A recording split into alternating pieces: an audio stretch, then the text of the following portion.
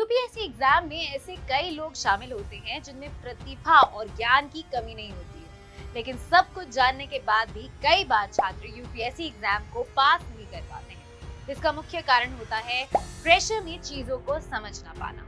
और प्रेशर उन पर हावी क्यों हो जाता है?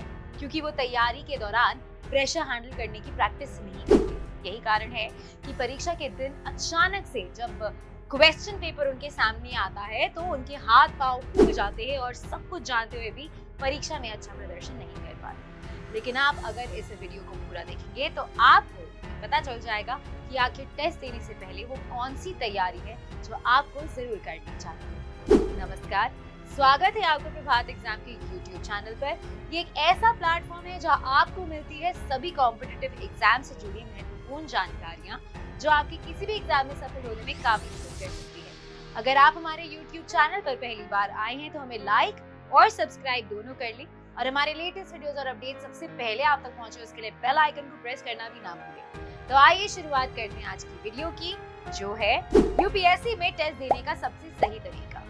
दोस्तों, यूपीएससी की तैयारी करते समय आपको हर कोई यही एडवाइस जरूर देगा कि आपको टेस्ट सीरीज से प्रैक्टिस जरूर करनी चाहिए।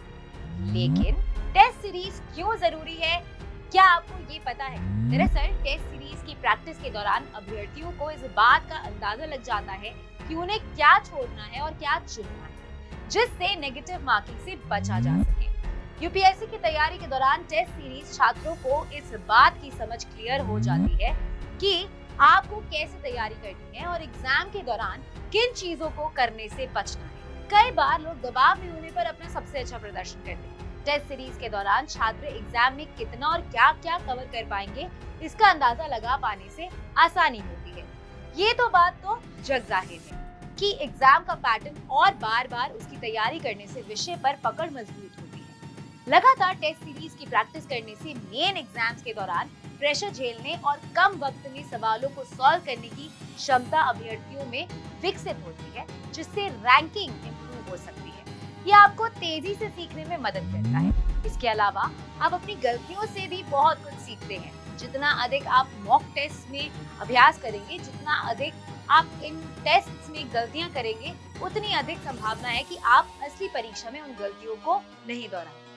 केवल प्रतिदिन घंटों मेहनत करने, केवल अध्ययन करने और इनपुट आउटपुट अनुपात का मूल्यांकन ना करने से ठीक परिणाम नहीं मिलेगा। टेस्ट सीरीज आपको अपनी तैयारी के स्तर का बार बार विश्लेषण करने में मदद करेगी।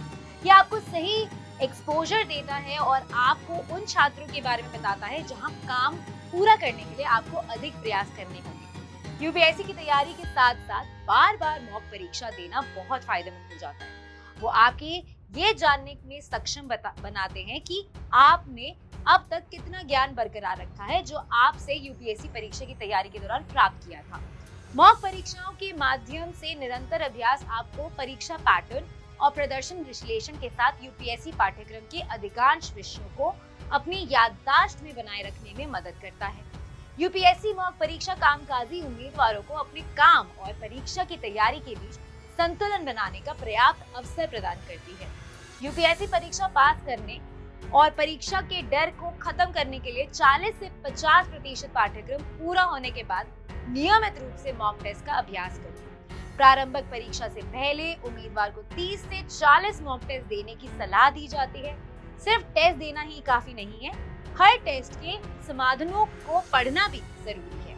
समाधान पढ़ने से ही नहीं, जानकारियां मिलेंगी और मुख्य परीक्षा का आधार बनेगा। सभी यूपीएससी टॉपर्स टेस्ट सीरीज के महत्व पर सहमत है, क्योंकि इनका अभ्यास आपको परीक्षा में आने वाले प्रश्नों को समझने और उन्हें हल करने की क्षमता का विकास करता है। एक सबसे महत्वपूर्ण बात यह है कि मॉक टेस्ट ने आपको टाइम मैनेजमेंट और परीक्षा के समय के दबाव से निपटने में मदद मिलेगी। ये आपको रियल परीक्षा देने के दौरान हो सकने वाली गलतियों का एहसास करने में भी सहायता करेंगे। शुरुआत में आप अपनी गलतियों से सीख सकते हैं, लेकिन रियल एग्जाम में उन्हें दोहराना नहीं पड़ सकता है। अगर आपको हमारा ये वीडियो पसंद आया है तो इसे अपने दोस्तों के साथ जरूर शेयर करें और अगर आपके पास हमारे लिए कोई भी सवाल है तो उसे कमेंट सेक्शन में लिखकर हमें जरूर बताएं। जल्दी आपसे फिर मुलाकात होगी एक नए टॉपिक के बाद एक नए वीडियो के साथ। देखते रहिए प्रभात एग्जाम्स।